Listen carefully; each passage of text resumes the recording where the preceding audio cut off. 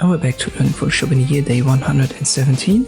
We have one more noise effect, which is called Despeckle. Let's create a rectangle and also an ellipse.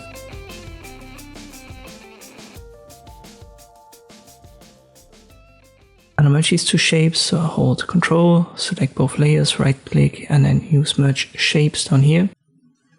Unlike the denoise effect that I've shown you earlier, this is not going to affect the edges. So if we use Filter, Noise, and Despeckle, we have to convert it to Smart Object first, and then we zoom in. You can see this is not going to blur out any shapes here of the rectangle and round them, and same is true for the ellipse.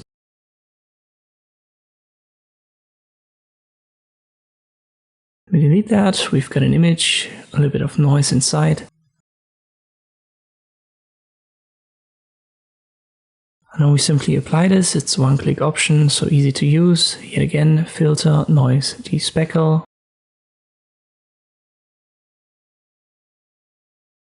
And this gets rid of the noise, at least a little bit. It's still a good idea to add a sharpen effect on top of it once you've used it. So go to Filter, Sharpen, and then use Sharpen Edges. And this should in most cases improve your results. In general, you want to use the Despeckle when you don't have that much noise, so it's a good idea to try that before you use the denoise effect. And then, as I've said, maybe add a little bit of a sharpen effect, especially for the edges. I hope this video was helpful, thank you for watching, and I'll see you next time.